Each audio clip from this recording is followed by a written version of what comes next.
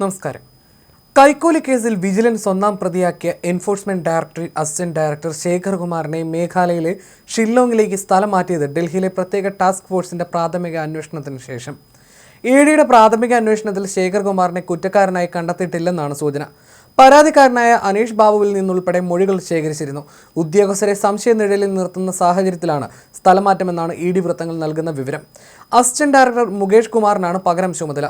കശുവണ്ടി ഇറക്കുമതിയുമായി ബന്ധപ്പെട്ട കേസിൽ പ്രതിയാണ് അനീഷ് ബാബു. ഇടനിലക്കാരായ വിൽസൺ, മുകേഷ് കുമാർ, രഞ്ജിത്ത് വാര്യർ എന്നിവർ വഴി കേസ് ഒതുക്കാൻ 2 കോടി രൂപ ശേഖർ കുമാർ വാങ്ങിയെന്നാണ് അനീഷിന്റെ പരാതി.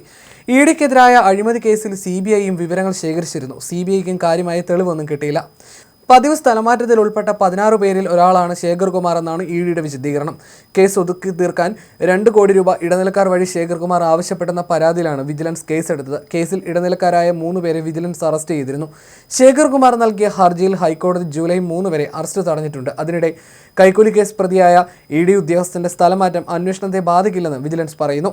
കേസിൽ വിശദമായ അന്വേഷണം നടന്നു വരികയാണെന്ന് വിജിലൻസ് SP S ശശിധരൻ അറിയിച്ചു. 50,000-ഓളം വോയിസ് ചാറ്റുകൾ പരിശോധിച്ചു. 3 ലക്ഷത്തോളം ഡേറ്റ ഇനിയും പരിശോധിക്കാനുണ്ട്. ശേഖർ കുമാറിന്റെ മുൻകൂർ ജാമ്യാപേക്ഷയെ എതിർത്ത് ഹൈക്കോടതിയിൽ റിപ്പോർട്ട് നൽകും. ഇഡി ഉദ്യോഗസ്ഥർക്കെതിരെ നേരത്തെ കൂടുതൽ പരാതികൾ വന്നിരുന്നു. അതേക്കുറിച്ച് കൂടുതൽ വെളിപ്പെടുത്താനാകില്ലെന്നും വിജിലൻസ് SP പറഞ്ഞു. ഇഡി രജിസ്റ്റർ ചെയ്ത കേസ് ഒതുക്കാൻ ഇടനിലക്കാർ വഴി ഇഡി ഉദ്യോഗസ്ഥൻ ശേഖർ കുമാർ കൈക്കൂലി വാങ്ങിയെന്നാരോപിച്ച് കൊല്ലത്തെ വ്യവസായി അനീഷ് ബാബു നൽകിയ പരാതിയിലാണ് വിജിലൻസ് അന്വേഷണം പുരോഗമിക്കുന്നത്.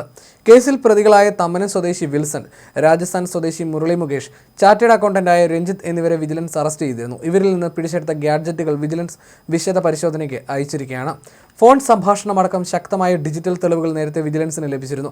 കേസിലെ പരാതിക്കാരൻ കശുവണ്ടി വ്യവസായിയും കൊല്ലം സ്വദേശിയുമായ അനീഷ് ബാബുവുമായി ബീഹാർ സ്വദേശി ശേഖർ കുമാർ ഫോണിലും സാമൂഹ്യ മാധ്യമം വഴി നടത്തിയ സംഭാഷണങ്ങളുടെ തെളിവുകളാണ് വിജിലൻസിന്റെ പക്കലുള്ളത്. ഇതിനു പുറമെ കേസിൽ അറസ്റ്റിലായ ഇഡി ഏജന്റുമാരായ വിൽസൺ വർഗീസും ശേഖർ കുമാറുമായി നടത്തിയ ഫോൺ സംഭാഷണത്തിന്റെ തെളിവുകൾ ലഭിച്ചു. ഗാഡ്ജറ്റുകളുടെ പരിശോധനാ ഫലം വരുന്നതോടെ കൂടുതൽ നിർണായകമായ തെളിവുകൾ ലഭിക്കുമെന്നാണ് വിജിലൻസ് കരുതുന്നത്. തുടർന്ന് ശേഖർ കുമാറിനെ ചോദ്യം ചെയ്യുകയായിരുന്നു വിജിലൻസ് ലക്ഷ്യം. ഇതിനിടയിലാണ് സ്ഥലമാറ്റം. വിജിലൻസ് കേസ് രജിസ്റ്റർ ചെയ്തതിന് പിന്നാലെ ഇഡി ആഭ്യന്തര അന്വേഷണം ആരംഭിച്ചിരുന്നു. തുടർന്നാണ് പോലീസ് FIRന് തുല്യമായ enforcement case information report register ചെയ്തത്. വിജിലൻസ് കേസിൽ ഒന്നാം പ്രതിയായ ശേഖർ കുമാറിൽ നിന്ന് വിശദീകരണം തേടുകയും ചെയ്തു.